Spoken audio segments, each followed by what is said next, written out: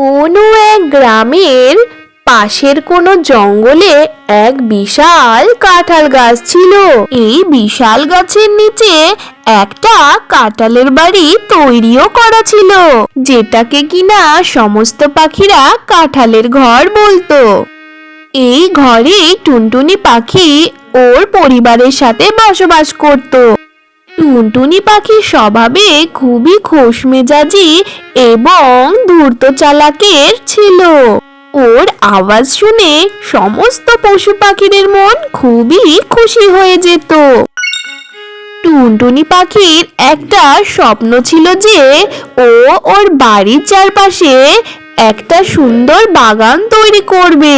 টুনটুনি পাখি প্রতিদিন সকালবেলা ওর বন্ধুর সাথে মিলে বাগানের দেখাশোনা করত। ওর বন্ধুদের মধ্যে ছিল তোতা পাখি, কবুতর, বান্টি পাখি। সবাই মিলে নানা রঙের ফুল আর রং বেরঙের টব লাগাতো। একদিন ওই গ্রামে এক নতুন কাক আসে, যার নাম ছিল কালু কাক। কালু কাক খুবই চালাক আর দুষ্ট ছিল। ওর কারোর খুশি একেবারেই সহ্য হতো না। ওই কালু দেখে যে টুনটুনি আর ওর বন্ধুরা মিলে বাগানে খুশি খুশি কাজ করছে। তারপরে ওই কালু কাক ভাবে যে আমি এখন একটা কাজ করি, এদেরকে নিয়ে একটা মজা করি আর ওদের বাগানটাকে পুরো নষ্টই করে দেব। তারপরে কালু কাক টুনটুনির বাগানের কাছে উড়ে আসে। ওখানে বসে ও চিল্লিয়ে বলতে থাকে যে টুনটুনি, ওই টুনটুনি, তোমার এই বাগান একেবারেই ভালো না, একদম ফালতু, কোনোই ফুল নেই, তুমি কিছুই করতে পারবে না। টুনটুনি পাখি কালু কাকের কথায় একেবারেই কান দেয় না, আর হাসতে হাসতে ওই কালু কাককে বলে যে আমরা অনেক মেহনত করছি কালু কাক, একদিন আমাদের এই বাগান খুব সুন্দর হয়ে উঠবে, তখন তুমিও দেখবে আর আমার এই বাগানে সুনাম করবে। কিন্তু কালু কাক হার মেনে নেয়নি।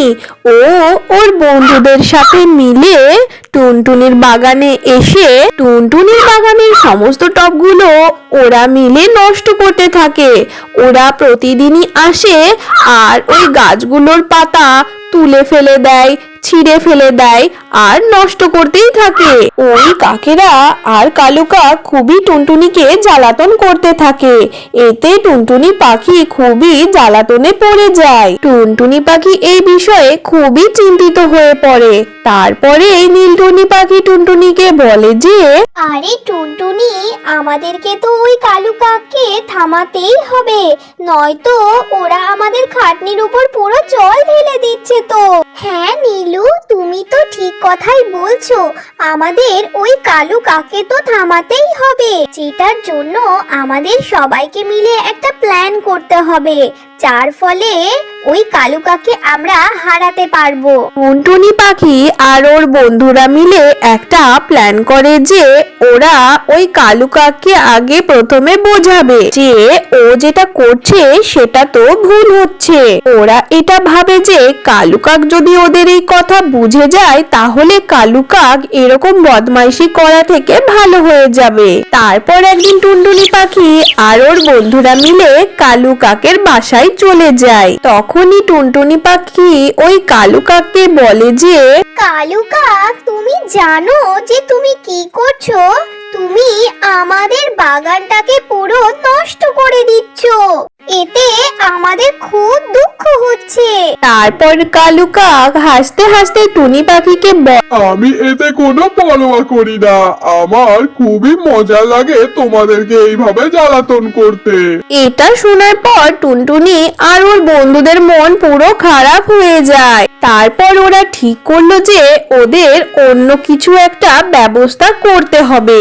ওরা ভাবলো যে কালু কাককে শায়েস্তা করার জন্য কোনো একটা ব্যবস্থা করতে হবে, তবেই কালু কাক নিজের খারাপ কাজকর্ম থেকে ভালো হয়ে যাবে। তারপর টুনি পাখি এই বিষয়ে বলল, শোনো বন্ধুরা, আমরা এখানে একটা জাল বেঁধে রাখবো, যখনই কালু কাক এই বাগানে চলে আসবে তখনই ও এই বাগানে জালের মধ্যে ফেসে যাবে। সব বন্ধুরাই টুনটুনির এই মতটাকে পুরো মান্য দেয়। তারপর সবাই মিলে জাল বোনা শুরু করে দেয়। টুনটুনি আর ওর বন্ধুরা মিলে জাল বানানোর কাজে খুবই মেহনত করে। ওরা সব বন্ধুরা মিলে বাগানের চারিদিকে সেই জালটাকে সুন্দর করে বিছিয়ে দেয়, আর এমন করে ওই জালটাকে বিছিয়ে দেয় যাতে কালু কাক যখনই এই বাগানের মধ্যে আসবে ও এই জালের মধ্যে ফেসে যাবে। তারপর কালু কাক আবারও টুনি পাখির সেই বাগানে আসে আর ওর বাগানের সমস্ত ফুলগুলো ছিঁড়তে থাকে।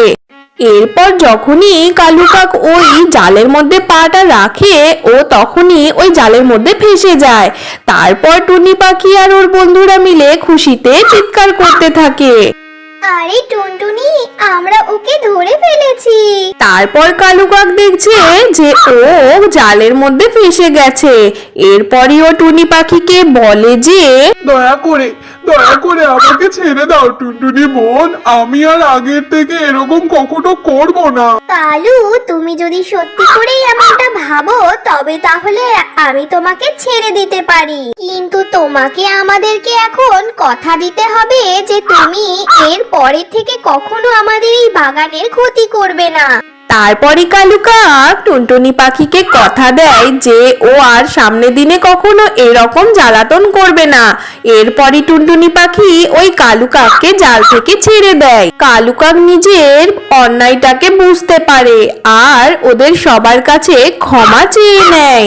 এরপর টুনটুনি পাখি কালু কাককে মাফ করে দেওয়ার পরে বলে যে কালু, আমরা যদি সবাই একসঙ্গে থাকি তাহলে আমরা অনেক খুশি থাকবো। তারপর কালু কাক টুনটুনির বাগানের যত্ন করার জন্য হাতে হাত লাগাতে থাকে। কালু কাক ওর বন্ধু কাকেদের ডাকে আর টুনটুনির বাগানকে সেই আগের মতো করে সাজানোর কাজে সাহায্য করতে থাকে। কিছুদিনের মধ্যেই টুনটুনির সেই কাঁঠালের বাগান পুরো খুশিতে খিলমিল করে ওঠে। ওখানে সুন্দর সুন্দর ফুল, রঙিন রঙিন পট আর নানা রং বেরঙের প্রজাপতি উঠতে থাকে। তারপর ওই কালু কাকও টুনটুনির এই বাগানে বন্ধুদের সাথে ও কাজ করতে শুরু করে দেয়। গ্রামের সমস্ত পশু পাখিরাই টুনটুনির ওই কাঁঠালের বাগানকে দেখে খুবই খুশি হতো।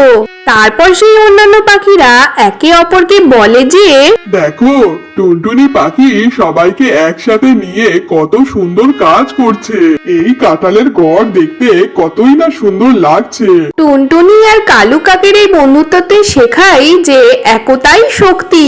যখন কোনো কাজ সবাই মিলে একসঙ্গে করা যায় তবে সমস্ত কাজই খুব সহজভাবে উদ্ধার হয়ে যায়। তারপর টুনটুনি আর কালু কাক মিলে ওই কাঁঠালের বাগানকে দেখাশোনা করত আর সমস্ত পাখিদের জন্য ওরা দুজন মিলে কাঁঠালের ঘরও তৈরি করে দেয়। সেই বাড়িতে সমস্ত পাখিরা খুবই আরাম করে বসবাস করতে থাকে। এই প্রকারই টুনটুনি পাখি নিজের কাঁঠালের ঘরকে শুধু সুন্দরই বানায়নি, কালু কাককেও এক নতুন দিশা দেখায়। গ্রামের সমস্ত পাখিরাই কাঁঠালের ওই ঘরে খুবই খুশি খুশি বসবাস করতে থাকে। টুনটুনি আর কালু কাকের এই কাহিনীটা আমাদেরকে শেখায় কখনো কখনো শত্রুরাও আমাদের বন্ধু হয়ে যেতে পারে যদি আমরা বোঝদার হয়ে কাজ করে থাকি। তারপর টুনটুনি পাখি নিজের কাঁঠালের ঘরে খুবই খুশি খুশি বাস করতে থাকে। তো বন্ধুরা, আজকের এই টুনটুনি পাখি আর কালু কাকের কাহিনী তোমাদের কেমন লেগেছে অবশ্যই কমেন্ট করে জানাবে, আর লাইক আর সাবস্ক্রাইব করতে একদম ভুলো না। দেখা হবে পরের কোনো এক টুনটুনির কাহিনী নিয়ে।